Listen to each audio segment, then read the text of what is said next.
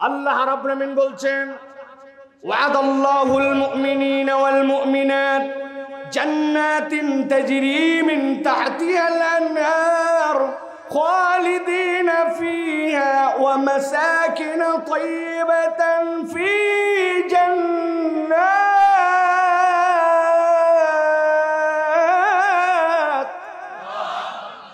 আল্লাহ বলছেন দুনিয়ার মানুষ, আমি আল্লাহ রাব্বুল আলামিন নিজে ওয়াদা করতেছি কার সাথে?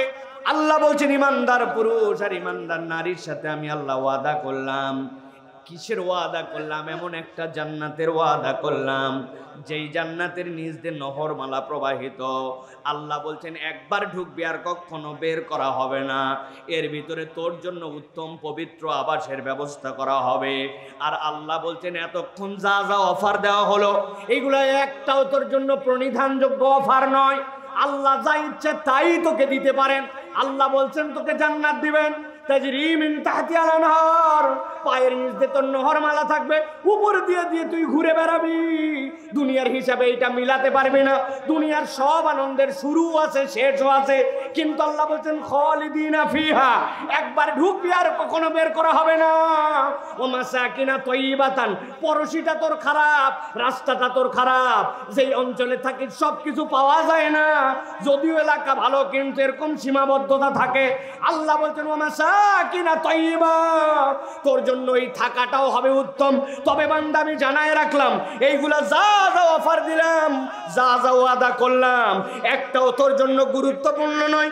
সব থেকে গুরুত্বপূর্ণ ওয়া রিদওয়ানুম মিনাল্লাহি আকবার। আল্লাহ বলছেন আল্লাহ ওই জান্নাতে তোর প্রতি চির খুশি হয়ে যাবেন। আল্লাহ বলছেন নবী জানায় রাখেন যালিকা ওয়াল ফাউজুল আযীম।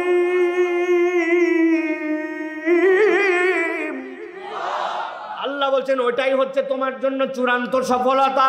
যেই বান্দার উপর আল্লাহ একবার খুশি হবেন ওই বান্দার উপরে আর কখনো রাগ করবেন না। হাদিস দীর্ঘ। আল্লাহ নবী সাল্লাল্লাহু আলাইহি ওয়াসাল্লাম বলছেন আল্লাহ জান্নাতে আসবেন, আসার পরে বান্দার কাছে বলবেন ইয়া হালাল জান্নাহ, জান্নাতীরা লাফ দিয়ে উঠে বলবে লাব্বাইক ওয়া সাদাইক ওয়াল খায়রু বিয়াদাইক। আল্লাহর পরে জিজ্ঞাসা করবেন হাল রাদিতুম, খুশি আছো নাকি? বান্দারা উত্তর দিব আমা লাকা লা নারদা ইয়া রাব্বানা ওয়া ক্বাদ আতাইতানা মা লাম তুতি আহাদান ক্বাবলানা। এমন নিয়ামত দিছো আমাদের আগে কেউ পায় নাই, খুশি না থেকে পারি নাকি? আল্লাহ জিজ্ঞাসা করবেন হাল আজিদুকুম, বাড়াই দিব নাকি? বান্দার মাথায় কাজ করবে না কেমনে আবার বাড়ায়। আল্লাহ সাথে সাথে বান্দাকে বলবেন উহিল্লু আলাইকুম রিদওয়ানি, আজকের থেকে আমি তোর প্রতি চিরসন্তুষ্ট হয়ে গেলাম। আল্লাহ নবী বলছেন এই কথা বলার পরে জান্নাতের ভিতরে বান্দারা আল্লাহকে দেখে ফেলবে। যালিকা হুয়াল ফাউজুল আযীম। আল্লাহ বলছেন ওটাই হচ্ছে চূড়ান্ত সফলতা। সুবহানাল্লাহ। তাহলে আমরা যে মাহফিলে আসি, তাফসীর মাহফিল আয়োজন হয়, কোরআনের উন্মুক্ত ক্লাস হয়, এইটার অন্যতম একটা টার্গেট হচ্ছে আমরা জান্নাতে আল্লাহকে দেখতে চাই। আমরা চূড়ান্ত সফলদের ভিতরে নিজেদেরকে অন্তর্ভুক্ত করতে চাই, ঠিক কি না? আমরা কি নিজেদেরকে চূড়ান্ত সফলদের ভিতর অন্তর্ভুক্ত করতে চাই? যারা চায় তারা অনেক কষ্টকে উপেক্ষা করে। কত রাত পুরাটাই কারেন্ট ছিল না, সারা রাত ঘুম হয় নাই, হাত পাখা দিয়ে দিয়ে অনেক সময় বাতাস করতে করতে ক্লান্ত হয়ে গেছে। এরকম রাত পার হয়নি ভাই? হাসপাতালে অনেক রাত পার হয়েছে, এরকম রাত পার হয়নি ভাই? কত কষ্টের রাত, কত টেনশনের রাত, কত বন্যার রাত, সারা রাত কত পাহারার রাত গেছে। তো কোরআনের জন্য যদি এক রাত কষ্ট হয়, এইটা কি খুব বেশি কষ্ট ভাই? এটাও মেনে নেওয়ার জন্য চেষ্টা করতে হবে। রাজি আছেন আপনারা? কারা কারা দেখি হাতগুলা নামান। একসাথে সবাইকে হাত তুলতে হবে, হাতগুলা সোজা করে তুলতে হবে, বাঁকা বুকা না, টান টান করে সোজা করে উঠাতে হবে। রাজি আছেন ইনশাআল্লাহ? সব হাতগুলা উঠছে ভাই? মনিটরটা একটু বাড়ানো যায় কিনা, গলা টানতে একটু হালকা। হাত সোজা করেন একটু, হাত দুইটা, হাত দুই হাত। ওরে ভাই সোজা মানে এইরকম, সোজা মানে এরকম না, এরকম না, সোজা এরকম। সোজা করছেন সবাই? গলাটা একটু পরিষ্কার দেন, ভালো করে, ভালো সোজা করছেন? শক্ত হয়েছে? যারা বসে আছেন হাত নামাবেন না, পাটা পরিবর্তন করেন, যেই পায়ে ছিলেন পা চেঞ্জ করেন। হ্যাঁ, কোমরটা নড়াচড়া দিয়ে পা চেঞ্জ করেন, চেঞ্জ করে বসেন।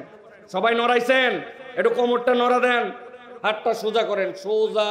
কোমর টান হইছে, গলা পরিষ্কার হইছে, শক্ত শক্ত শক্ত করেন। ওই যে গোলাপি কালারের টি শার্ট, বুকের মধ্যে সাদা লেখা, কি ব্যাপার? এ কেবল হাত তুলছে, মনে করছে এত দূর হুজুর দেখবে না। সোজা করেন, হাত সোজা করেন, বুঝছেন সব? এবার বুক বরাবর নেন, এই বরাবর। আমি এবার একটা তাকবীর দিব, আকাশ বাতাস মুখরিত করে একটা আল্লাহ রাব্বুল আলামিনের গুণকীর্তন আল্লাহু আকবার বলতে হবে। যারা যারা আকাশ বাতাস মুখরিত করে বাপজাদার জন্মে এত জোরে আল্লাহু আকবার বলেন নাই, যারা পারবেন তারা বলেন আল্লাহুম্মা আমিন। আর 1000 পাম্পট্টি দেওয়ার পরেও যারা পারবেন না তারা আগেই বলেন আল্লাহুম্মা আমিন। আছে কিছু লোক, এরা আগেই সিলিন্ডার দিয়েছেন, এরা পারবে না। পারবেন আপনারা ইনশাআল্লাহ? যারা পারবেন হাতটা মুঠ করেন।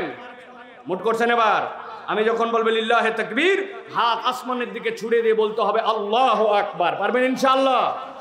রেডি সবাই? বাচ্চারা রেডি? হ্যাঁ, মাদ্রাসা ছেলে, এরে কি রে ইয়া হাত এরম না? রেডি সবাই? দেখে তাকবীর দেন, লিল্লাহে তাকবীর, লিল্লাহে তাকবীর। আল কোরআনের আলো, আল হাদিসের আলো, তোমার নেতা আমার নেতা, তোমার নেতা আমার নেতা, আলেম ওলামা যেখানে, আল্লাহর আইন যেখানে, লিল্লাহে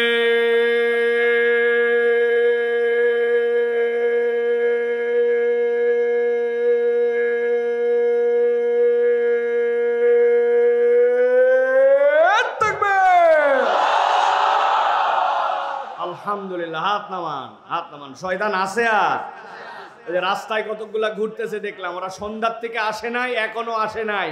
ওরা বাপ দাদার জন্মে কোনোদিন পাঁপড় খায় নাই, চটপটি দেখে নাই, বেলুনের দোকানের আগে ওদের বাপ দাদা দেখে নাই, ওরাও দেখে নাই, ঠিক কি না? ওরা বাড়ির থেকে বলে আইছে ওয়াজে যাচ্ছে, ওয়াজের মাঠের দিকে একবারও আসে নাই। আমি দোহাই দিচ্ছি তোমাদের কাছে, ওয়াজ শোনা ফরজ নয়, ওয়াজ শোনা ওয়াজিব নয়। তুমি যদি বাবা মার কাছে বলে আসো মাহফিলে যাচ্ছ, তাহলে মাহফিলে আসবা। আর যদি মাহফিলের নাম করে বাইরে আসো, অনুরোধ তুমি বাড়িতে চলে যাও, কিন্তু মিথ্যা বলে বাইরে ঘুরো না, আল্লাহ লানত তোমাদের প্রতি পড়বে, ঠিক না? সবগুলি আল্লাহ রাব্বুল আলামিন তাদেরকে কি বুঝ দিছে কেবল আল্লাহই কেবল জানে, আর কেউ জানে না। আল্লাহ আমাদেরকে হেদায়েত দান করুন। প্রিয় ভাইয়েরা, সময় কম, চলেন আমরা মূল আলোচনার মধ্যে প্রবেশ করি। প্রিয় ভাইয়েরা, আমি কোরআনুল কারীমে প্রবেশ করব।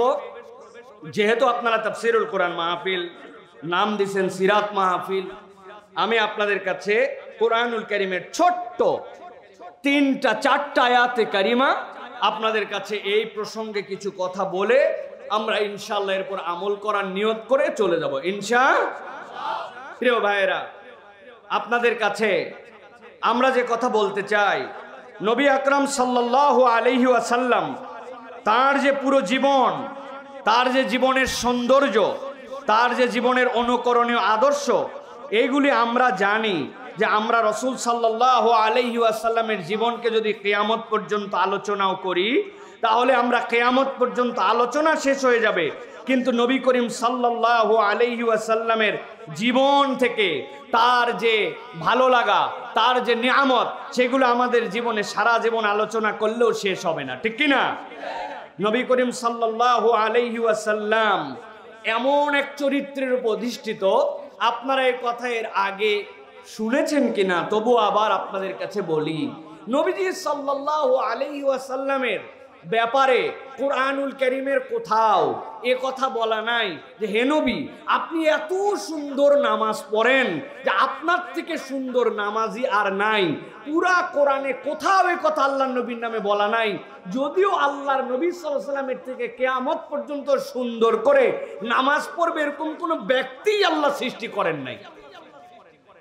পুরা কোরআনে কোথাও বলা নাই হে রাসূল আপনি এত সুন্দর দান করেন যে আপনার মতো দানবীর দানশীল এই পৃথিবীতে একটাও নাই, সত্যিই তাই, নবীর মতো দানশীল নাই।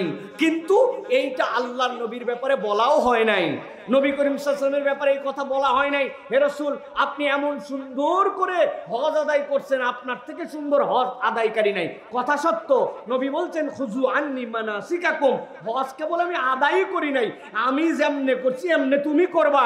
আল্লাহর নবীর থেকে সুন্দর হজ আদায়কারী কিয়ামত পর্যন্ত কেউ হবে না। কিন্তু এইগুলো একটা কথা আল্লাহ কোরআনে বলেন নাই।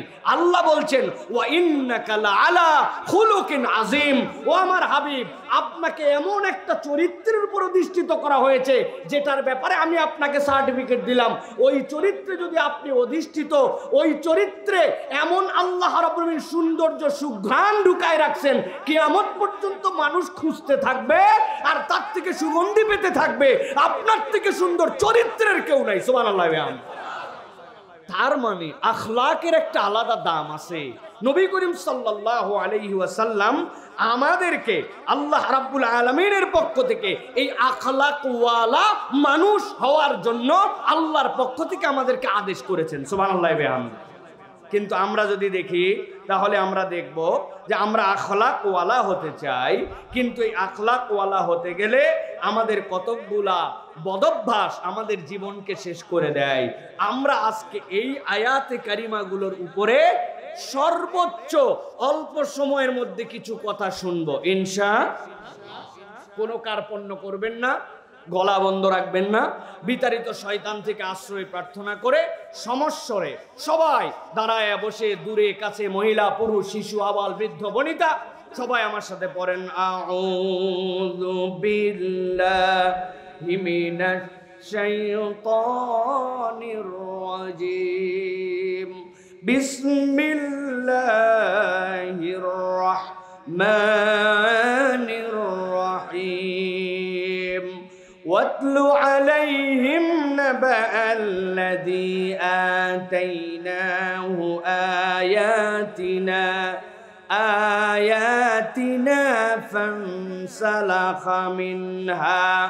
فانسلخ منها فأتبعه الشيطان فكان من الغاوين। আমার আল্লাহ রাব্বুল আলামিন বলছেন, ও আমার হাবিব আপনার প্রতি এমন একটা ওহী দেওয়া হচ্ছে যেই ওহীটা আপনি আপনার উম্মতের কাছে তেলাওয়াত করবেন। মুফাসসিররা ব্যাখ্যা করেছেন আল্লাহর নবী সাল্লাল্লাহু আলাইহি সাল্লামের মাধ্যম দিয়ে আমরা দুনিয়াতে ওহী পেয়েছি। আল্লাহর নবী সাল্লাল্লাহু আলাইহি সাল্লামকে আল্লাহ মুখাতেব করেছেন নানান ভঙ্গিমায়। কখনো বলেছেন কুল মানে বলুন, কিন্তু এই বলুনের মুখাতেব হচ্ছেন নবীজি। কখনো বলেছেন ইয়া আইয়ুহান নবী, ও আমার প্রিয় হাবিব। আল্লাহ ডাক দিয়েছেন, আল্লাহ বলেছেন ইয়া আইয়ুহাল মুজাম্মিল, আল্লাহ নবীকে আদর করে ডাক দিয়েছেন।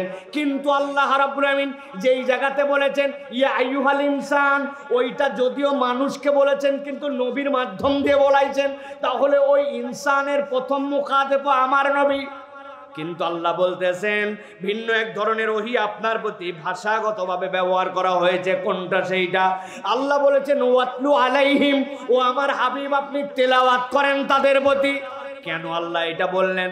অনেক মুফাসসির বলছেন ইব্রাহিম আলাইহিস সালাম যখন খানায়ে কাবা নির্মাণ করলেন, নির্মাণ করার পর আল্লাহর কাছে ফরিয়াদ দিলেন ওয়া ইয ইয়ারফাউ ইব্রাহিমুল কওয়াইদা মিনাল বাইতি ওয়া ইসমাঈল, ইসমাঈলকে নিয়ে তিনি যখন খানায়ে কাবা বানালেন আল্লাহর কাছে ফরিয়াদ দিলেন রব্বানা তাকাব্বাল মিন্না ইন্নাকা আনতাস সামিউল আলিম, আল্লাহ আপনি সবই শুনেন, আমার এই প্রচেষ্টাকে কবুল করে নেন। আল্লাহ বললেন ও আমার প্রিয় খলিল, আপনার দিলের মধ্যে এখন আমি এমন একটা দোয়া ঢেলে দিচ্ছি, কিভাবে খানায়ে কাবা কবুল হবে সেইটা আপনি আল্লাহর কাছে বলবেন। তিনি ফরিয়াদ দিলেন রব্বানা ওয়াবা'থ ফীহিম রাসূলাম মিনহুম, আল্লাহ আপনি আমার কওমের মধ্যে থেকে, আমার সন্তানদের মধ্যে থেকে কওমের জন্য এমন রাসূল প্রেরণ করবেন, এক নম্বর যার কাজ হবে ইয়াতলু আলাইহিম আয়াতিক, যিনি আপনার আয়াতগুলোকে কওমের কাছে তেলাওয়াত করবেন। ইতিহাসবিদরা প্রমাণ দিয়েছেন হযরতে ইব্রাহিম আলাইহিস সালামের দুই সন্তান ইসহাক আর ইসমাঈল আলাইহিস সালাম, ইসহাক আলাইহিস সালাম থেকে কত পয়গম্বর আসছে এইটা কোনো সংখ্যা তত্ত্ব উল্লেখ করতে পারে না। এত অজস্র পয়গম্বর আল্লাহ প্রেরণ করেছেন, কিন্তু ইসমাইল আলাইহিস সালাম থেকে কোনো পয়গম্বর আসেন নাই, কেবল একজন আসছেন ৪৫০০ বছর পরে। আল্লাহু আকবার। নবীজি বলছেন তোমরা জানো নাকি ওই ইসমাইল আলাইহিস সালামেরকে সাথে নিয়ে আমার খলিলুল্লাহ বাইতুল্লাহর মধ্যে দাঁড়ায়া আল্লাহর কাছে যে দোয়া করেছিলেন, আমি মুহাম্মাদুর রাসূলুল্লাহ সাল্লাল্লাহু আলাইহি সাল্লাম ৪৫০০ বছর পরে তার দোয়ার ফসল তোমাদের কাছে আসছি। আল্লাহু আকবার। আল্লাহ বলছেন ওই যে আপনার পরদাদা দোয়া করে গিয়েছিল ওয়াতলু আলাইহিম, আপনার প্রতি আল্লাহ ওহী দিচ্ছেন। কি ওহী? গভীর মনোযোগ দেন। ওয়াতলু আলাইহিম, আপনি তেলাওয়াত করেন, ঘটনাটা জানায় দেন। নাবা, এমন একটা সংবাদ, আল্লাযী, যেই ব্যক্তিকে আতাইনা হো, আমি আল্লাহর পক্ষ থেকে যাকে দিয়েছিলাম আয়াতিনা, আল্লাহর স্পষ্ট নিদর্শন। মুফাসসিররা বলছেন লোকটা কে ছিল? হযরতে আব্দুল্লাহ ইবনে মাসউদ বলছেন ওই লোকের নাম ছিল বালআম ইবনে আবার। কোন কওমের? মুসার সময়ের লোক। কি তার পারফরম্যান্স? যা দোয়া আল্লাহর কাছে করে সব কবুল হয়ে যায়। বালআম ইবনে আবারের কাছে মুসার কওমের লোকেরা আসলো, ফেরাউনের পক্ষের লোকেরা আসলো, বললো আপনি যা দোয়া করেন সব কবুল হয়, আমাদের সমাজে একটা ফিতনাবাজ লোক আসছে, খালি ঝামেলা পাকায়, ওর বিপক্ষে আপনি একটু বদদোয়া করেন, আমাদের সমাজটাকে এলোমেলো করে দিচ্ছে। বলে লোকটাকে? বলে এই যে বগলের নিচে হাত দিয়ে বাইর করলে হাত দিয়ে আলো বের হয়, ঘুমায় থাকে কিন্তু লাঠিটা পুঁতে রাখে, মাঠ ভর্তি তার মেষ চড়ে। কোনো একটা মেষ যদি পাল থেকে বের হয়ে যায়, খেদানো লাগে না, অটোমেটিক লাঠি উঠে পিটায়া ওরে লাইন মতো আনে। আজব এক লোক। বালাম বলতেছেন আমি চিনছি তারে, হতেও পারে এই লোক সত্য, আমি তো তার বিপক্ষে বদদোয়া করতে পারবো না। লোকজন সাথে সাথে বলল আপনি বদদোয়া যে করবেন না মনে করছেন আমাদের খালি উপকার, আপনার উপকার আছে। কি উপকার? আজকে আপনার কাছে মানুষ আসছে, হাদিয়া দেয়, দোয়া নেয়, কি জন্য? দোয়া কবুল হয় জন্য। এখন একই জায়গায় যদি ওই লোক প্রতিষ্ঠিত হয়, আপনার দরবারে কেউ আসবে নাকি মিয়া? টোপ গিলে নিছে, আল্লাহর কাছে হাত তুলে দোয়া করছে, আল্লাহ মুসাকে ধ্বংস করে দাও। ভালো করে খেয়াল করেন, এটা শানে নজুল। ইবনে কাসির বলতেছেন এই আয়াতে কারিমা প্রমাণ করে কেবলমাত্র ওই সময়ের লোক নয়, কিয়ামত পর্যন্ত উম্মতে মুহাম্মাদীর যত লোক আসবে, আল্লাহ এর মধ্যে এমন 4টা খসলতের কথা বর্ণনা করছেন যে ওই দলের মধ্যে পড়বে তার জন্যই আয়াত। আল্লাহু আকবার। কি আল্লাহ রাব্বুল আমিন বলছেন? আল্লাহ বলছেন আল্লাযী আতাইনাহু আয়াতিনা, ওই ব্যক্তিকে আমি আল্লাহর আয়াত দিয়েছিলাম। সত্য মিথ্যা সে চিনে ফেলেছিল, কিন্তু এই সত্য মিথ্যা চিনার পরেও জীবনে সে 4টা অপরাধ করে ফেলল। কয়টা? জোরে বলেন, একসাথে বলেন। 1 নম্বরে আল্লাহ বলছেন ফানসালাখা মিনহা, এই ব্যক্তি এখান থেকে মুখ ফিরায় নিল। ফানসালাকা, এখান থেকে সে সরে গেল, ইনসিলাক করে ফেললো। আল্লাহর আয়াত না চিনলে ভিন্ন কথা, কিন্তু আল্লাহর বিধান জানে, সত্য কোনটা জানে, হক কোনটা তার কাছে ক্লিয়ার, কিন্তু তারপরেও সে সেখান থেকে ফেরত আসছে। আপনি আমি যদি আমাদের সমাজেও দেখি, আল্লাহর বিধান জানে, আল্লাহর হুকুম জানে, তারপরেও গাজুয়ারি করে আল্লাহর বিধান থেকে নিজের মুখ ফিরায় নাই, এরকম চরিত্রের মানুষ আছে কিনা? আসতে বলেন, আছে কিনা? কারা তারা? আমরা আছে। কি মজা আছে। নামাজ পড়েন, পড়ুক না পড়ুক নামাজের বিধান মানে নেবে। রোজা করেন, করুক না করুক বলবে আল্লাহর বিধান। কিন্তু চলতে চলতে যদি আপনি তারে বলেন আল্লাহর জমিনে আল্লাহর আইন দিয়ে বিচার হোক, আল্লাহর আইনের পক্ষে এই বাংলাদেশ চলুক, বলবে এই তো হুজুর রাজনীতির কথা। এই হুজুরকে মনে করছিলাম তো ওই দলের না, কিন্তু এটাও দেখি দল করে, এরকম বলা লোক আছে কিনা? হাজার হাজার মানুষকে কষ্ট দিল, লাখ লাখ মানুষের বাড়িতে কষ্ট পৌঁছায় দিল, শত শত মানুষকে গুম করলো, ছোট্ট বাচ্চাদেরকে উপর থেকে গুলি করে মারলো।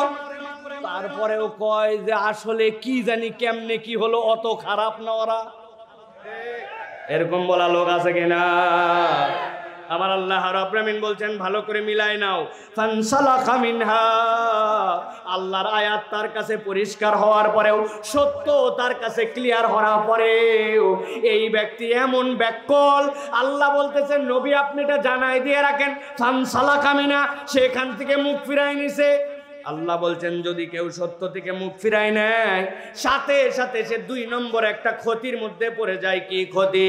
আল্লাহ বলছেন ফাতবাহু শাইতান ফাকানা মিনাল গাওয়িন। আল্লাহ বলছেন যদি কেউ একবার সত্য থেকে নিজের মুখ ফিরায় নেয়, ফাতবাহু শাইতান, শয়তান তখন তার অনুসরণ করতে শুরু করে, আর একবার শয়তান যার পিছে লাগে, ফাকানা মিনাল গাওয়িন, আল্লাহ বলছেন অবশ্যই অবশ্যই সে পথভ্রষ্ট হয়। নাউজুবিল্লাহ। বুঝেন না এই কথা ঠিক মতো? ক্লিয়ার করে আর একটু বুঝাই। মাঝে মাঝে আপনি আপনার বাচ্চাকে বকা দেন, আমাদের ছোটদেরকে বকা দেয়, এই পিচ্ছি খবরদার শয়তানি করবে না, শয়তানি করিস কেন বলেন না ভাই? এর মানে কি ভাই? এই যে ঝাড়িটা মারলেন, মানে ওই বাচ্চা এমন কাজ করতেছে, ওই লোক এমন কাজ করে যেটা আপনার কাছে মনে হয় এটা শয়তানি কাজ, তার মানে এই কাজ করলে তুই শয়তানের অনুসরণ করতেছিস, ঠিক না? কিন্তু আল্লাহ বলছেন না, আমি এই কথা বলি নাই। তুমি জেনে বুঝে যদি আল্লাহর বিধান থেকে সরে যাও, সেখান থেকে যদি মুখ ফিরায় নাও, সত্য তোমার সামনে পরিষ্কার হওয়ার পরেও তুমি যদি তোমার হ্যাডাম দেখায়া, পাওয়ার দেখায়া, অহম দেখায়া, আগের একটা ঐতিহ্য আছে, ঐতিহ্যর কথা বলে তুমি যদি সত্য থেকে মুখ ফিরায় নাও, আল্লাহ বলতেছেন তখন তুমি শয়তানের অনুসরণ করো না, ফাতবাহু শাইতান, তখন শয়তানি তোমার পিছে লেগে যায়। আর একবার যার পিছে শয়তান লাগে, ফাকানা মিনাল গাওয়িন, আল্লাহ বলছেন পথভ্রষ্ট হওয়া ছাড়া তার আর কোনো উপায় নাই। ভালো করে খেয়াল করেন তাহলে। এই জায়গায় 2টা অপরাধ আমি জিজ্ঞাসা করব আপনাদের, কিন্তু আবার উত্তর দেওয়া লাগবে সময় মতো। 1 নম্বরে সত্য জানার পরেও, বুঝার পরেও সেখান থেকে মুখ ফিরায়, মনে আছে তো? 2 নম্বরে যে এই লাইনে থাকে শয়তান তখন তার পিছে লেগে যায়, মনে থাকবে তো? চলেন এবার সামনে বাড়াই। আল্লাহ বলছেন নবী আপনি আরো তেলাওয়াত করেন। আল্লাহ রাব্বুল আলামিন আয়াতে কারিমা দিলেন, ওয়ালাউ শি'না লারাফানাহু বিহা ওয়ালাকিন্নাহু আখলাদা ইলাল আরদি ওয়াত্তাবা হাওয়া।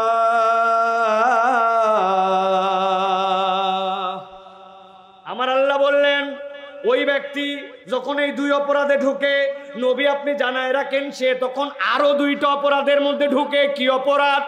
আল্লাহ বলছেন ওয়ালাউ শি'না লারাফানাহু বিহা, ওরে কপাল পোড়া, তুই মনে করলি আল্লাহর বিধান পালন করে তুই পিছায় গেলি, না না না, আমি আল্লাহ জানালাম ওয়ালাউ শি'না, যদি আমি আল্লাহ চাইতাম, লারাফানাহু বিহা, আমি আল্লাহ, আল্লাহকে মানার দ্বারা, আল্লাহর কথা শোনার দ্বারা, আল্লাহর দিকে আসার দ্বারা তুই মনে করতেছিস সামাজিক সম্মান কমে গেল, তুই মনে করতেছিস অর্থনৈতিকভাবে লস হলো, তুই মনে করতেছিস আমি বোধহয় দুনিয়ায় একটু পিছায় গেলাম।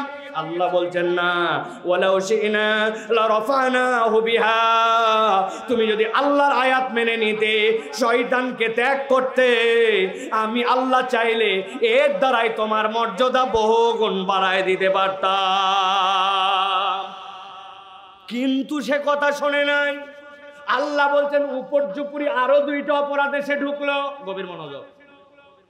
আল্লাহ বলছেন তার 3 নম্বর অপরাধ, ওয়ালাকিন্নাহু আখলাদা ইলাল আরদ, এই বেটা নিরেট দুনিয়াদার হয়ে গেল, দুনিয়া ছাড়া সে আর কিচ্ছু বোঝে না।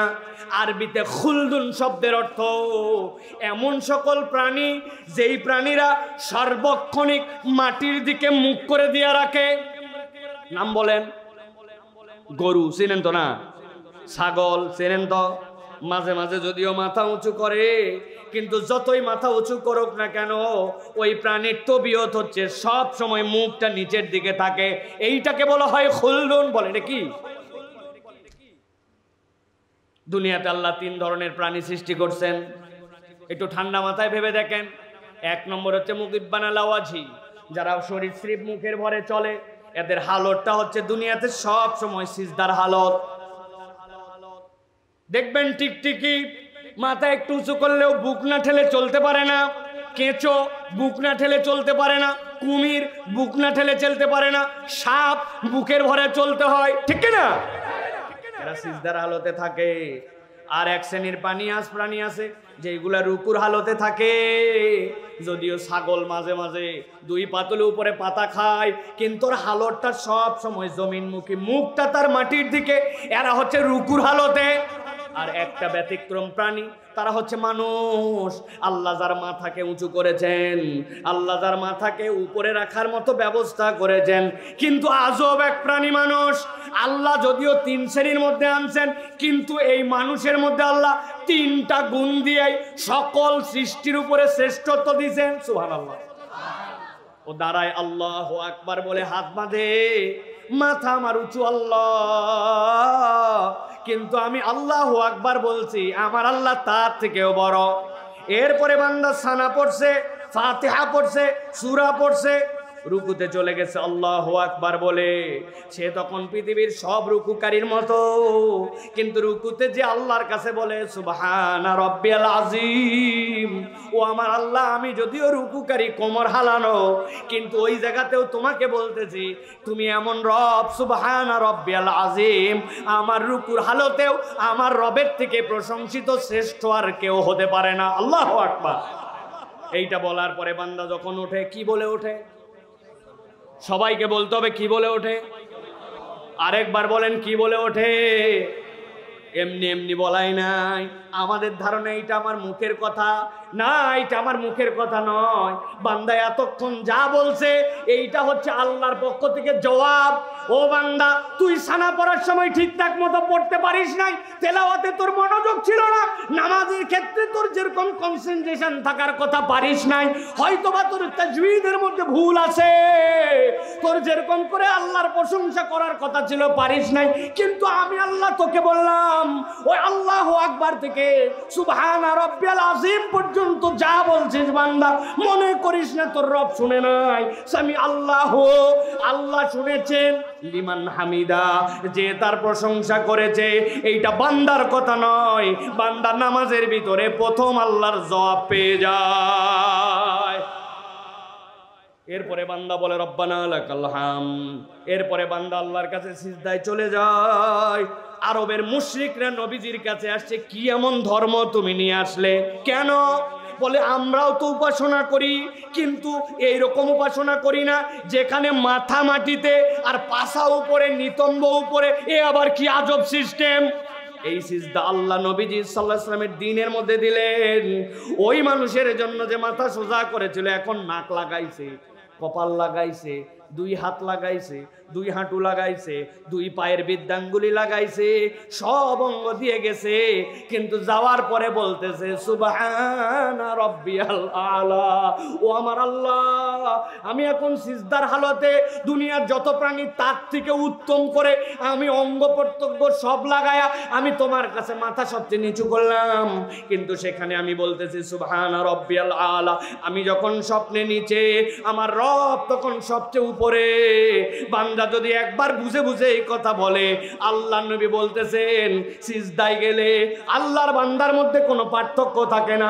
বান্দা আল্লাহর কাছে যা চায় আল্লাহ সিজদায় তাই দিয়ে দেন।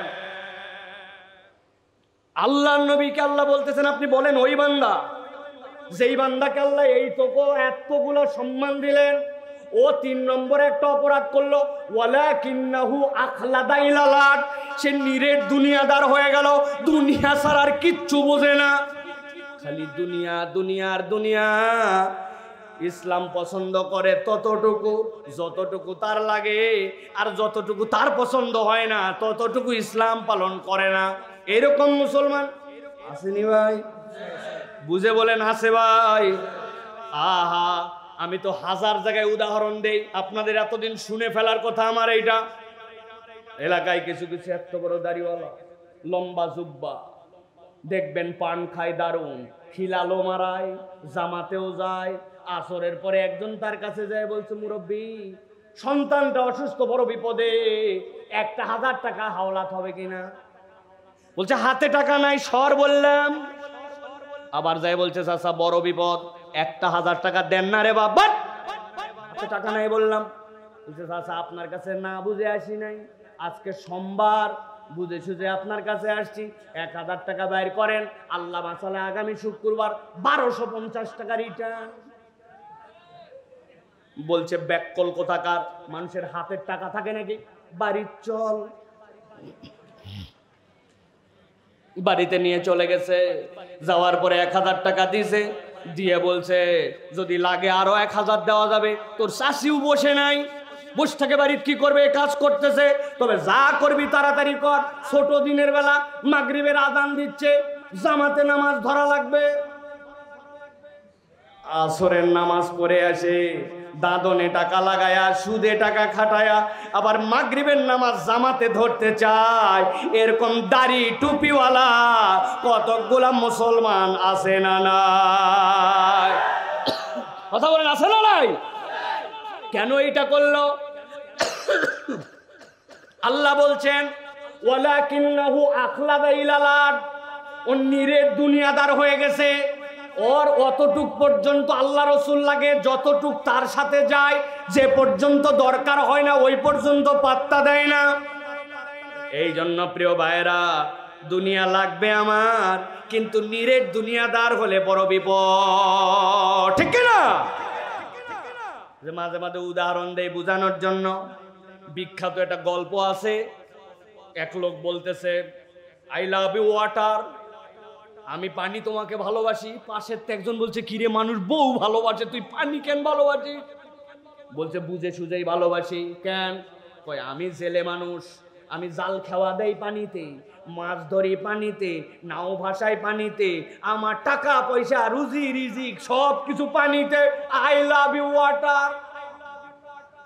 ওই লোক বলছে কথা তো ঠিক, কিন্তু অল্প একটু তো গ্যাপ আছে। বলে কি, কিসের গ্যাপ? ওই যার সাথে যার ভালোবাসা তার সাথে তার মিলন হতে হয়। ব্যাককল, তুই ওই উপরে বসে হাল ধরে থাকিস, পানি কত নিচে, তোর সাথে মিলন কোথায়? বলছে তুই মিলন করাই দে তাহলে।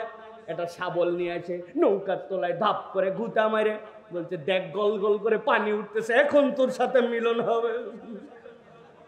বুঝে থাকলে বলেন তো, নৌকার তলা স্যান্ডা করে পানি যদি গল গল করে ওঠে, এইটা কি মিলন হবে না ডুবন?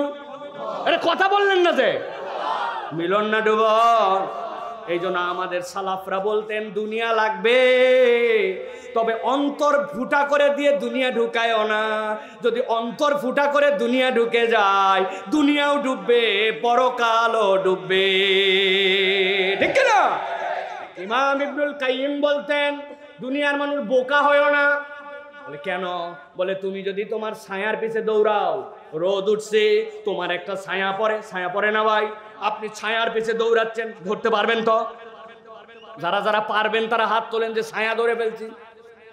উনি বলতেছেন ছায়া ধরা যায় না, বোকার মতো ছায়ার পিছে দৌড়ায় না, বরং তুমি এমন মানবিক মানুষ হও, ছায়া তোমার পিছে সবসময় থাকবে।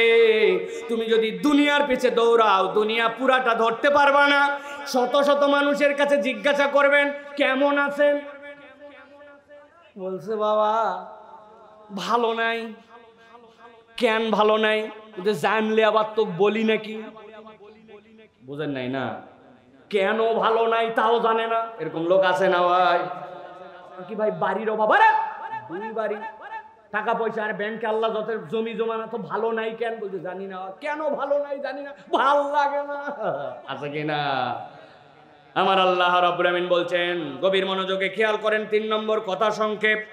আল্লাহ বলছেন ওয়ালাকিন্নাহু আখলাদা ইলাল আরদ, ওই মানুষের 3 নম্বর দোষ, সে নিরেট দুনিয়াদার, দুনিয়া ছাড়া কিচ্ছু বোঝে না, খালি দুনিয়া দুনিয়া দুনিয়া। 4 নম্বরে আল্লাহ বলতেছেন ওই ব্যক্তির আরেকটা অপরাধ হচ্ছে ওয়াত্তাবা হাওয়া, ও আল্লাহকে ইলা মানে, কিন্তু আল্লাহকে ইলা মানার সাথে সাথে তার যে নফস আছে, অন্তর আছে, ওই নফসটাও হচ্ছে তার জন্য ইলা। ইসলাম মানে তত দূর, ভালো লাগে যত দূর, আর নফস মানে তত দূর, তার প্রয়োজন আছে যত দূর। এরকম মানুষ আসেনি ভাই? বুঝে বলেন আছে? ছোট্ট 2-1টা উদাহরণ দিলে বুঝবেন।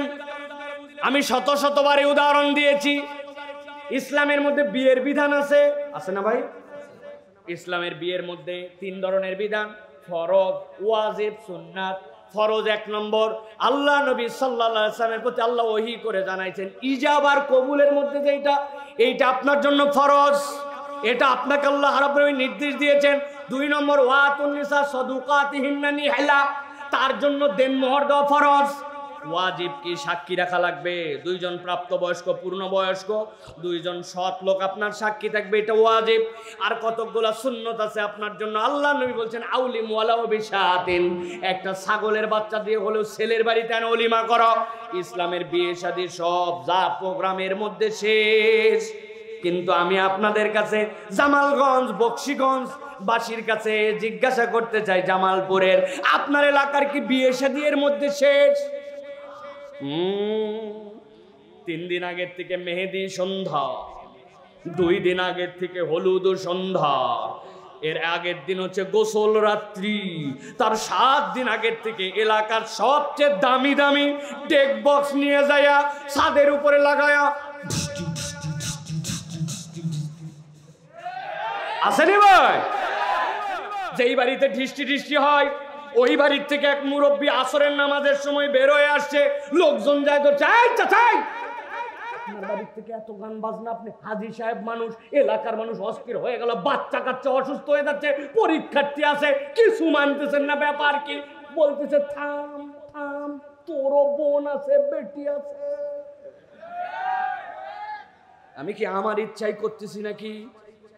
ভাস্তা ভাস্তির একটু চাইছে, এলাকার যুবকরা একটু চাই, এখনকার সমাজে এটা হয়েছে, রাগ করিস না, আরে একদিন চল নামাজ পড়ে আসি, আছে কিনা? হাজী সাহেব বলে এলাকার লোক চাই, নাতি নাতকুর চাই, এলাকায় টেন্ড হয়ে গেছে, হাল আমলে এইগুলো একটু করা লাগে। ওই লোক নামাজি, ওই লোক হাজি, কিন্তু আল্লাহ বলছেন ওয়াত্তাবা হাওয়া, সে আল্লাহকে পূর্ণ মানে নাই, সে তার নফসের গোলামি করে, এইটা হচ্ছে ওই বান্দার অপরাধ, ঠিক না? এরকম লোক আপনার এলাকায় আছে? কথা বলেন, আছে? তারা তারা আমরা বাবা মনে করছে এটা কোন মুরব্বীর কান্দের উপর দিয়ে গেল। সামনে তাকালে দেখা যায় 18, 20, 25, 30, 40 বছর বয়স, মুখে এখনো দাড়ি রাখে নাই, সিরাত মাহফিল শুনতে আসছে। ও আচ্ছা, আপনার সমস্যা আছে, আপনি নারীর থেকে হঠাৎ করে পুরুষ হয়েছেন, এখনো দাড়ি জ্বালায় নাই, তাই তো না ভাই? বিষয় এরকম না। আপনি আপনার দাড়ি চাইছে ফেলান, আপনি এখনো অপেক্ষা করান, ধরবনি, করবনি, কবে যাবনি, কিন্তু আপনি বুঝলেন না। এলাকার কোনো মানুষ যদি ওসিয়ত করে যায়, ও ভাই আমি যদি মরে যাই, মরার পরে আমার মাথায় একটু পাগড়ি দিও, আপনারা কি পাগড়ি দিয়ে দাফন করবেন? এ ভাই এদিকের লোক মনে হচ্ছে একেবারে শুয়ে গেছে, একবারে কোনো কথাই বলে না। পাগড়ি দিয়ে দাফন করবেন? যদি বলে আমাকে একটু লম্বা জুব্বা একটা দিয়েন, ঘুমটি বোতামওয়ালা, ওই জুব্বা দিয়ে আমারে দাফন করেন, করবেন? কেন করবেন না? সে খারাপ আবদার করছে নাকি? পাগড়ি খারাপ, জুব্বা খারাপ? বলেন না না না। নবীজি কিমনে দাফন হবে, দাফনের তরিকা দেখাই দিয়ে গেছেন, আবেগ দেখালে হবে না, কথা ঠিক না? এটা বলার উদ্দেশ্য ভাই, আপনি আপনার কবরে জুব্বা নিয়ে যাইতে পারেন না, আপনি আপনার কবরে চাইলেও পাগড়ি নিয়ে যাইতে পারেন না, আপনি আপনার কবরে চাইলেও আপনার মাথার টুপি নিয়ে যাইতে পারেন না, কিন্তু কবরে যাওয়ার পরে আল্লাহ রাব্বুল আমিন যদি পাঠান, মা হাযার রাজুলুল্লাযী বুইসা ফী কবরিক, যেই লোকটাকে কবরে প্রেরণ করা হলো, এই তো দেখো তো ইমোতে যেরকম পৃথিবীর বাইরে থেকে আপনার বেটারে দেখেন, হোয়াটসঅ্যাপে যেরকম আপনি ভিডিও কলে দেখেন, আল্লাহ যদি দেখায় চেনো কিনা ইনাকে, মান নাবিয়ুকা, তোমার নবীকে, আপনি দেখবেন আপনার নবীর মুখমণ্ডলে শুভ্র দাড়ি, পৃথিবীর সবচেয়ে সুন্দর দাড়ি, আর তার উম্মত যারে আল্লাহ দাড়ি দিছিল 15 বছর 16 বছর বয়সে, সে কাটতে কাটতে কাটতে কাটতে দাড়ি রাখে নাই, ওই অবস্থায় মরে গেছে। নবীর সাথে মিলবে তো? মিলবে তো? তাহলে কার অনুসরণ করে আপনি দাড়ি কাটলেন? কার অনুসরণ করে আপনি দাড়ি ছাঁটলেন? আল্লাহ বলছেন ওয়াত্তাবা হাওয়া, কেউ তারে এটা দেয় নাই, তার মন তারে এটা বুঝ দিছে। মরবিও আল্লাহর জন্য, কবরেও যাবি নবীর তরিকায়, কিন্তু তোর মুখে দাড়ি রাখা লাগে না। রাখলে আনস্মার্ট লাগে। হুজুর আর বলেন না, খালি চুলকায়। ওরে শয়তান, ওই লোক শয়তান না, যেটা চুলকানি দেয় ওটা শয়তান, ঠিক কিনা? আমিও তো মাঝে মাঝে দেখি বিরাট বড় ধোঁয়ার মধ্যে দিয়ে পার হচ্ছি, আরে ধোঁয়া আল্লাহ, বিরাট বড় ময়লার ভাগার, ওই যে গাবতলির থেকে পার হয়ে এসে যেই না আমরা সাভারের আগে আসি, এত গন্ধ সহ্য করা যায় না। অতএব যেহেতু ওই জায়গায় সাংঘাতিক গন্ধ, এই জন্য আপনি হুজুর এই নিঃশ্বাস একটুকু ভাল লাগতেছিল না, বিষাক্ত, এই জন্য 7 মিনিট দম বন্ধ করেছিলাম। ঠিক তো না? আরে গন্ধ ওই জায়গায়, গন্ধ জিনিস আমি নিতে পারি, এই জন্য আমি 7 মিনিট নিঃশ্বাস বন্ধ করেছিলাম। ছিলেন কোনোদিন? খুব ধুলা, এই জন্য আপনি নিঃশ্বাস বন্ধ করে রাখছিলেন, ছিলেন। হাসপাতালে গেলে বিভিন্ন জীবাণু, এই জন্য হুজুর রুগী দেখতে গেছি, কিন্তু আমি 7-8 মিনিট নিঃশ্বাস নেই নাই। কেন? আপনার যতই গন্ধ হোক, দুর্গন্ধ হোক, আপনার নিঃশ্বাস কন্টিনিউ করা লাগে। আর আপনি ভণ্ডামি করে চুলকানির নাম দিয়া, নানান নাম দিয়ে আপনি দাড়ি কাটেন, তার মানে ওয়াত্তাবা হাওয়া, আপনি আল্লাহ আল্লাহ রসুলের অনুসরণ করেন নাই, আপনি আপনার নফসের অনুসরণ করছেন, ঠিক না?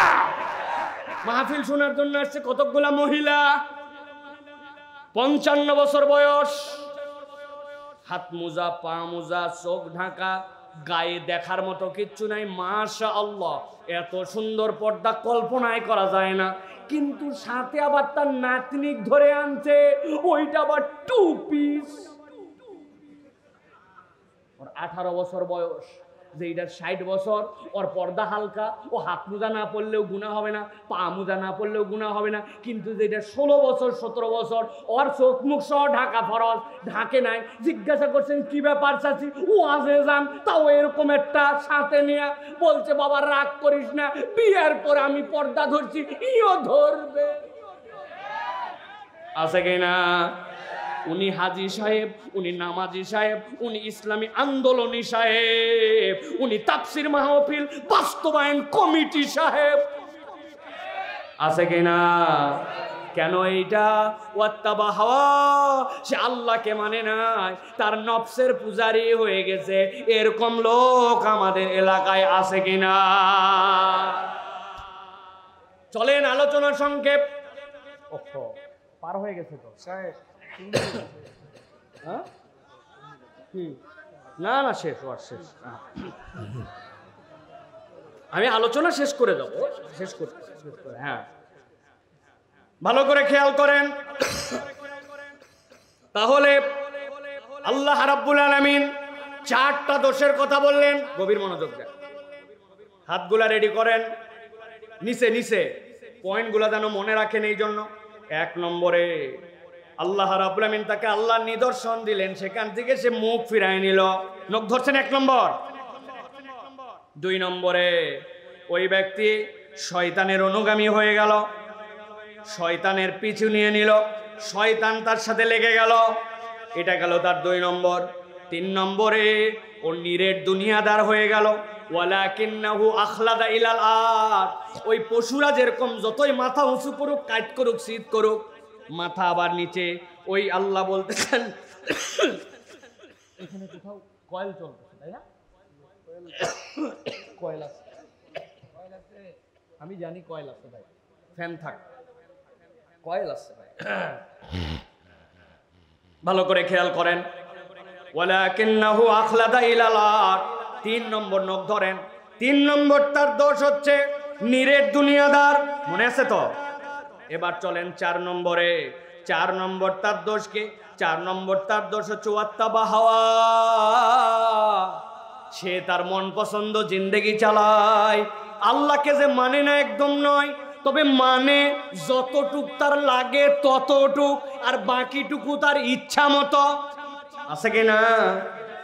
এখানে অনেক লোক আছে আল্লাহর রহমতে জুম্মার নামাজ মিস দেয় না, ঠিক না ভাই? কিন্তু আসর মাগরিব এশা পড়ে না, আসেনি বা? আপনি জুম্মা কার নির্দেশে বললেন আর বাকিগুলা বাদ দিলেন কার নির্দেশে? বুঝতে হবে ওয়াত্তাবা হাওয়া, তার ইলা কেবল আল্লাহ নয়, তার আরেকটা ইলার নাম হচ্ছে অন্তর, ঠিক না? ওই বেচারি নামাজের ইসলাম পছন্দ করে। ইমাম সাহেব যদি 2 রাকাতের জায়গায় দাঁড়ায় যায়, চিৎকার করে বলে উঠে আল্লাহু আকবার, সুবহানাল্লাহ, ঠিক কিনা? কিন্তু যেই লোক ওই নামাজের মধ্যে ভুল ধরে, নামাজের মধ্যে যদি ভুল হয় সেটার ক্ষেত্রে লোকমা দেওয়ার বিধান আল্লাহটা মানে, কিন্তু ওই সমাজে দেশের টাকা বিদেশে পাচার হয়ে যায়, দেশের মানুষকে অন্যায়ভাবে ব্যাংকগুলাকে দেউলিয়া বানায় দেয়, এরকম ডাকাত এবং চোরের বিচারটা আল্লাহর আইনে হোক, তখন আবার ওই লোকই চায় না। আসেনি ভাই? ভালো করে বোঝেন। বলছেন ওয়াত্তাবা হাওয়া, এই 4 অপরাধ, এই 4 অপরাধ তাহলে কয়টা? নখ ধরতে বলছিলাম এমনি এমনি না, হাত তোলানোর জন্য। অপরাধ তাহলে কয়টা? সব হাত ওঠে নাই, একসাথে উঠাতে হবে। নামান হাত নামান। অপরাধ তাহলে কয়টা? লাস্ট একটা সুযোগ দিলাম হাতগুলা সব তোলার জন্য। অপরাধ তাহলে কয়টা? অনেকেই চিন্তা করছে হুজুর ই তো হাত তুলে কি হয়, ঠিক না? হুজুর একটু হাত তুলে বোধহয় মজা নাই। আমি মজা নেওয়ার জন্য হাত তুলাই নাই। আমাদের অধিকাংশ ওয়াজ আপনাকে যদি বলা হয় আগামীকালকে সকালে চায়ের দোকানে যে বলবে দেরি হয়েছে তাই কি, বক্তা আসছিল একটা ফাটা ফাটা। একজন বলছে বাবা আমি কাজের জন্য ময়মনসিংহ ব্রিজে বিশাল জাম আইসা পৌঁছাতে পারি না বাবা, ওয়াজ তো ফাটাফাটি হয়েছে কিন্তু কি ওয়াজ হলো তা বলতে পারবো না, কিন্তু ফাটাইছে। আচ্ছা না ভাই? গত বছরে মাহফিলে কি ওয়াজ হয়েছিল জিজ্ঞাসা করলে অনেকের হাঁটু কাঁপাকাঁপি হয়ে যাবে, ঠিক কিনা? মাহফিলের প্রধান আয়োজক পর্যন্ত বলতে পারবে না গতবার কি ওয়াজ হয়েছে, ঠিক না? তা আমার টার্গেট হচ্ছে যতটুকু আলোচনা হলো এটা আপনার বাড়ি পর্যন্ত যেন যায়, এটা আপনার সারা জীবন যেন ভুলে না যান, আমি এরকম করে আপনার কাছে বলার চেষ্টা করতেছি।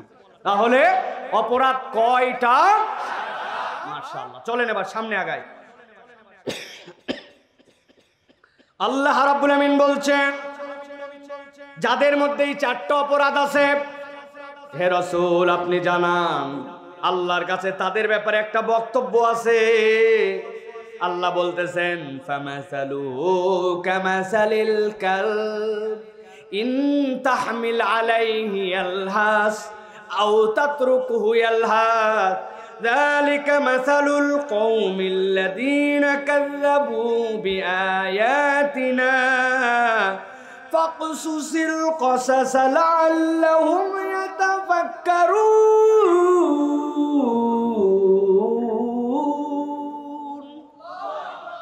আল্লাহ বলতেছেন নবী আপনি জানাই দেন এই ব্যক্তি যাদের কাছে কোরআনের আয়াত আসলো কিন্তু এই কোরআনের আয়াত থেকে মুখ ফিরায় নিল, শয়তান যাদের অনুগামী হয়ে গেল, যারা দুনিয়া ছাড়া কিচ্ছু বোঝে না, মিথ্যা বলতে একটুকু ঠোঁট কাঁপে না, গীবত করতে তার একটুকু ভয় লাগে না, মুখ দিয়ে গালি বের হতে যার এক মুহূর্ত চিন্তা করে না, নিরেট দুনিয়াদার আবার মুসলমান নিজের পরিচয় দেয়।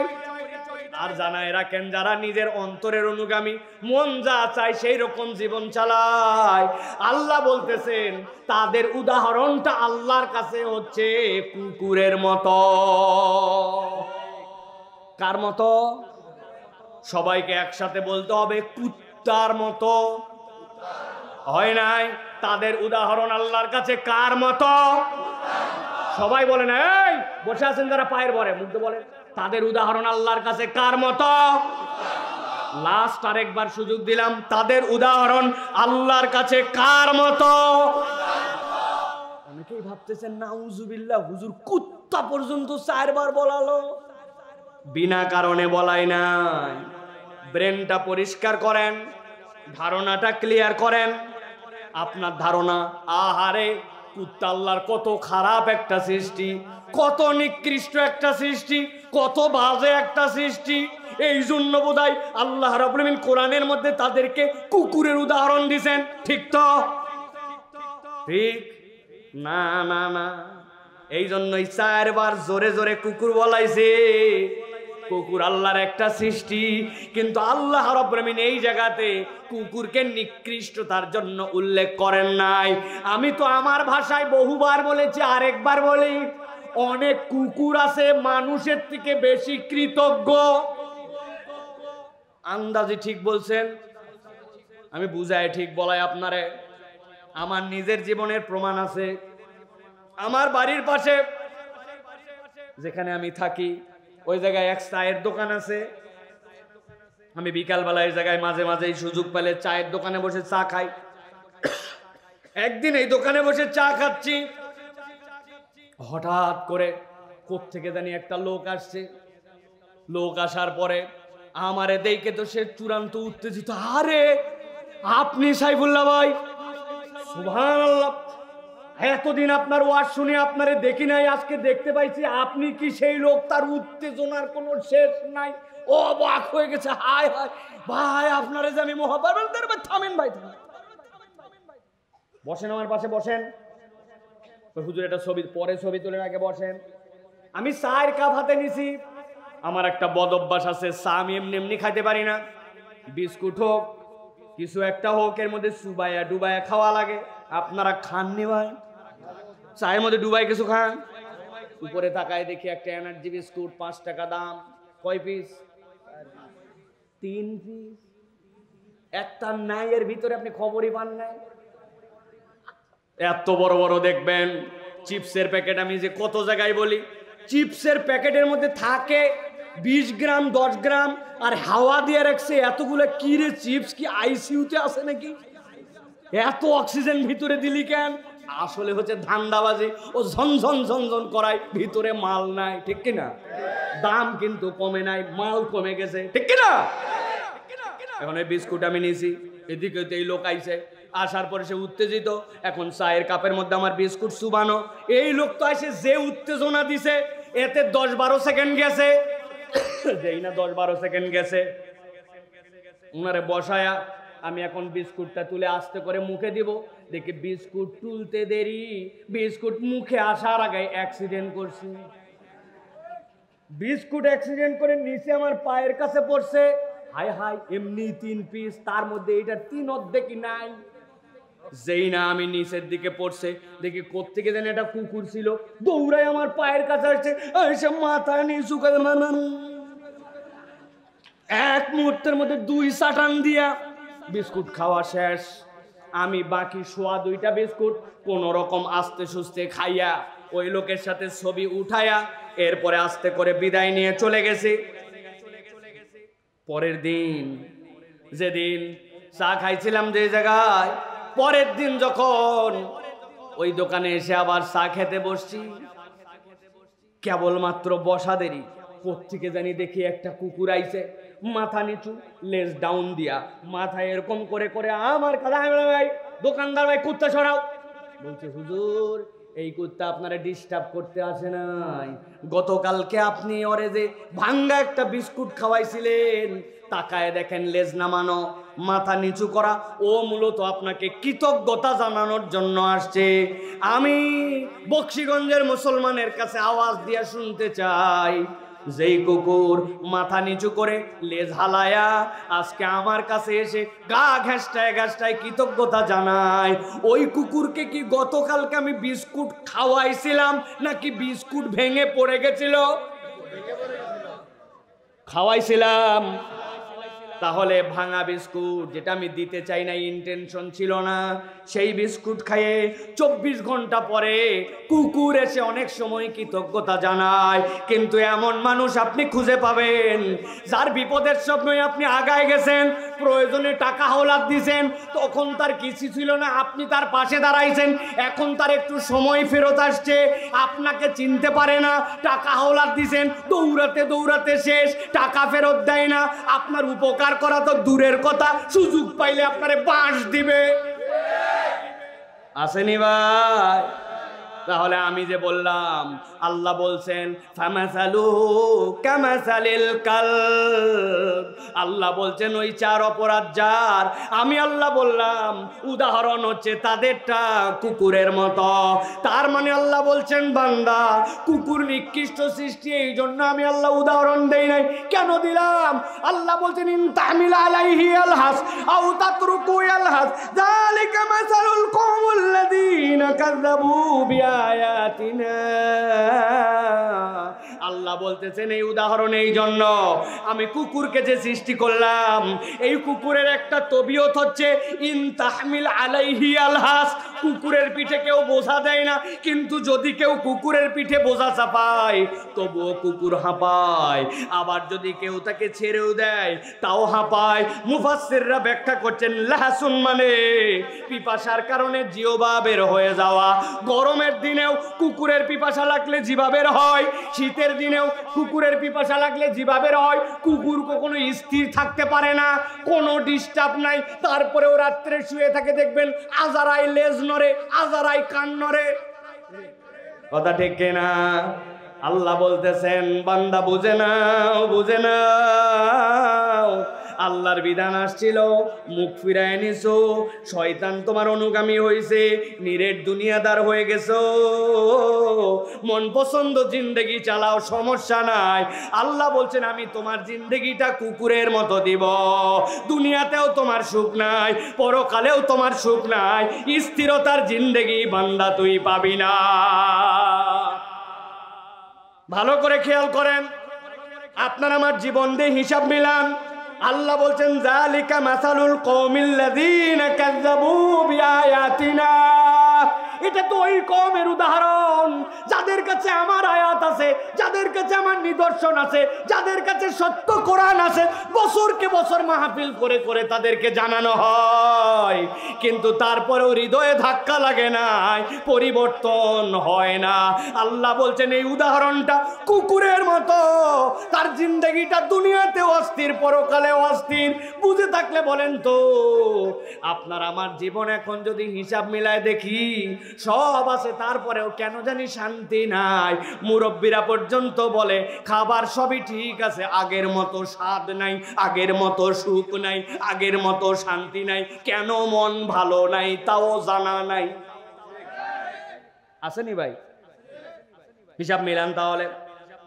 আল্লাহ রাব্বুল আমিন বলতেছেন নবী, এই যে দীর্ঘ রাত 12:30 পার, আপনি বসে আছি, মাটির জমিনকে উপর থেকে ঠান্ডা পড়তেছে, কেন এই আলোচনা, কেন এই ওয়াজ? আল্লাহ বলতেছেন নবীকে বলেন ফাকসুসিল কসাস লাআল্লাহুম ইয়াতাফাক্কারুন। আমি আল্লাহ রাব্বুল আমিন বললাম ও আমার হাবিব আপনি এই গল্প শুনান, ফাকসুস, আপনি এই গল্প বলেন, লাআল্লাহুম ইয়াতাফাক্কারুন।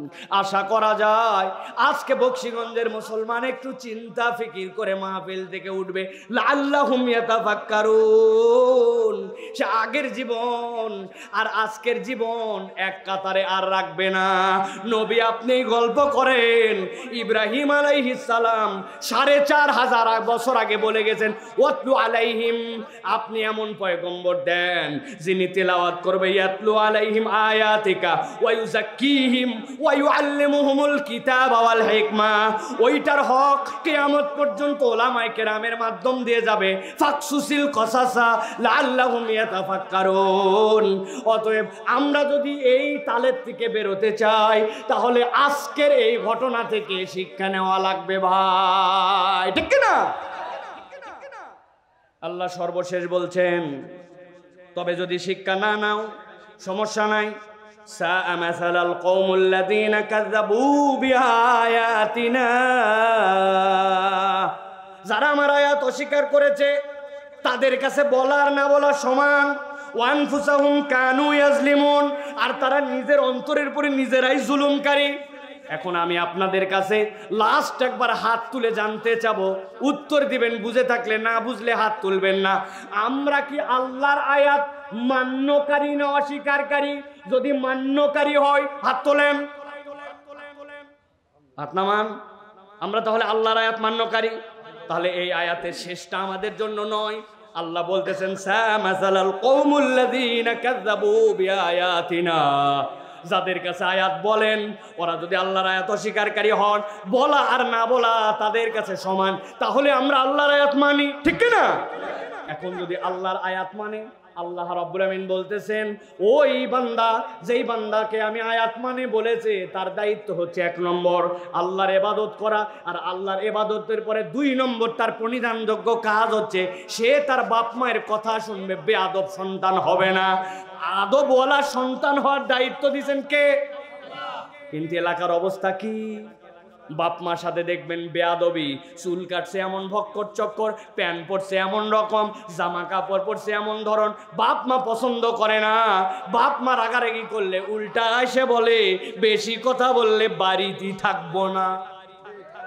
আসেনি ভাই? তাহলে আমি আল্লাহ রাব্বুল আমিনের আয়াত অস্বীকারী যদি না হই, তাহলে সন্তানদেরকে আদবওয়ালা হতে হবে। 2 নম্বরে আল্লাহ বলতেছেন, আল্লাহ রাব্বুল আমিন ঈমানের পরে সবচেয়ে বড় দায়িত্ব দিয়েছেন সালাত। তাহলে ওই ঈমানদার নিজের পরিচয় দেয় ঈমানদার, মুমিনের ঘরের সন্তান কিন্তু নামাজ পড়ে না, আল্লাহর আয়াত মান্যকারী হলে বেনামাজি হবে না নামাজি? কথা বলেন, কি হবে? 5টা পয়েন্ট বলবো। 3 নম্বরে, আপনি যদি আল্লাহকে মানেন তাহলে আপনার একটা মুখ দিয়েছেন আল্লাহ, যেই মুখের কথা বলার যোগ্যতাও দিয়েছেন আল্লাহ। এই মুখ দিয়ে 3টা কাজ করা যাবে না। কয়টা? 1 নম্বর মিথ্যা, বলেন। 2 নম্বর গালি, 3 নম্বর গীবত। এই 3টা থেকে আপনাকে মুক্ত থাকতে হবে। যদি আপনি বরাবর জীবন না করে ফেলেন, 4 নম্বরে মহিলা যদি হন, আপনাকে পর্দা করা লাগবে। আপনি বালেগ হয়ে গেছেন, আর কোনো কথা নাই, আপনাকে পর্দা করা লাগবে, ঠিক না? সর্বশেষ যেটা, নিজের মধ্যে যে বুঝ আছে ইমানের, নিজের মধ্যে যে বুঝ আছে ইসলামের, আল্লাহ রসুলের পক্ষের, ওইটা নিজের মধ্যে থাকলে চলবে না। আমরু বিল মারুফ ওয়ান নাহি আনিল মুনকার সমাজে চালু করা লাগবে। কেবল সৎ কাজের আদেশ নয়, অন্যায় থেকেও আপনাকে ফিরাতে হবে, ঠিক না? যুবকরা রেডি আছেন? অন্যায় থেকে প্রতিরোধ করার জন্য রেডি আছেন? হাত নামান। এই বিড়ি খাইস কেন তুই? এই কথা বলতে পারে না লিডাররা। কারণ কি বলেন তো ভাই? জি না। লিডাররা অনেক আগে বিড়ি খাওয়া বাদ দিছে, উনারা এখন গাঁজা খায়। আন্দাজে আপনি লিডারদের ইজ্জত দেন তাদের। এরকম আছে না কিছু বখাটে লিডার? 2 নম্বর লিডার আছে না এরকম, যারা রাসূলুল্লাহ সাল্লাল্লাহু আলাইহি ওয়াসাল্লামের স্লোগান দিতে পারে না, যাদের মিছিলে লিল্লাহে তাকবীর হয় না, ওরা কখনো মুসলমানের দল হতে পারে না, ঠিক কি না? এই জন্য প্রিয় ভাইরা, আমরু বিল মারুফ লাগবে, নাহি আনিল মুনকার লাগবে। সমাজে খারাপ হবে যেখানে, আপনার প্রতিরোধ হবে সেখানে, ঠিক কি না? এই সমাজে অন্যায় চলতে পারে না, এই সমাজে কোন রকম অপকর্ম চলতে পারে না, দুর্নীতি তার গতিতে চলতে পারে না। সমাজকে আমরা কারো কাছে ইজারা দেই নাই, এই সমাজ আমাদের বদল করতে হবে আমাদেরকে, ঠিক কি না? রাজি আছেন তো ইনশাআল্লাহ? তাহলে প্রিয় ভাইরা চলেন আবার আমরা আজকের কথাগুলোকে সামারি করে ফেলি। প্রথমে আপনাদেরকে বলেছি আল্লাহ রাব্বুল আলামিন ওয়াদা করেছেন। কি ওয়াদা? যে ঈমানদারদেরকে জান্নাত দিবেন, নহর দিবেন, আল্লাহ রাব্বুল আলামিন মাসাকিনা তাইয়্যিবা দিবেন। কিন্তু টার্গেট এইগুলো একটাও না। টার্গেট হচ্ছে ওয়ারিদওয়ানুম মিনাল্লাহি আকবার, জান্নাতে আল্লাহর সন্তুষ্টি চাই আমরা, আর আল্লাহকে দেখতে চাই আমরা, ঠিক কি না? নবীজির সব চরিত্র ছিল, কিন্তু শ্রেষ্ঠ চরিত্র ছিল তার কি? তার আখলাকটা ছিল সবচেয়ে সুন্দর। কথায় সুন্দর, আচরণে সুন্দর, আদবে সুন্দর, ব্যবহারে সুন্দর। রাসূলুল্লাহ সাল্লাল্লাহু আলাইহি ওয়াসাল্লাম এই দিকটা আমাদের মধ্যে লাগবে। এই দিকের এগেইনস্টে মানব জীবনের 4টা শত্রুতামূলক আচরণ আছে। আল্লাহর বিধান জানে কিন্তু পণ্ডিতি করে মানে না, শয়তানের অনুসরণ করে। 3 নম্বরে নিরেট দুনিয়াদার, দুনিয়া লাগবে কিন্তু দুনিয়ার জন্য সব করতে পারে, আল্লাহ বাদ দিতে পারে, রসুল বাদ দিতে পারে, কোরআন বাদ দিতে পারে, আর দুনিয়া চাই। এই দুনিয়াদার হওয়া যাবে না। আর 4 নম্বরে মন পছন্দ জিন্দেগি চলবে না, আল্লাহকে ইলা মানতে হবে। তিনি জীবনদাতা, তিনি বিধানদাতা, তিনি আইনদাতা, তার হুকুমে আমার জীবন, আমার কোনো ইচ্ছা নাই, সমর্পণ করেছি, ওইটার নাম জীবন, ঠিক কি না? যদি এটা মানতে পারি আল্লাহর গোলাম, না মানতে চাইলে দুনিয়া আখেরাতে ওই কুকুরের মতো অস্থির জীবন। এখন স্বীকার করতে হবে আমরা কি কুকুরের জীবন চাই না মানুষ? কারা কারা? ইনশাআল্লাহ, ইনশাআল্লাহ, ওয়াদা ইনশাআল্লাহ। তাহলে আমরা আল্লাহর নিদর্শন মেনে আল্লাহর আয়াতের উপর আমল করার চেষ্টা করব ইনশাআল্লাহ। আল্লাহ আমাদের সকলের আজকের আশা বসাকে কবুল করেন, আজকের আয়োজনকে আল্লাহ রাব্বুল আলামিন কবুল করেন। আল্লাহ রাব্বুল আলামিন যেই ভাইদের মেহনতে আজকের এই চমৎকার আয়োজন হলো, যেই ভাইরা শেষ মুহূর্ত পর্যন্ত ময়দান ছেড়ে গেলেন না, যৌক্তিক কারণে অনেক আগে চলে গেছেন, আল্লাহ সকলকে আমাদের মাফ করে দেন, বলেন আল্লাহুম্মা আমিন। আল্লাহুম্মা সাল্লি ওয়া সাল্লিম বারিক আলা সাইয়্যিদিনা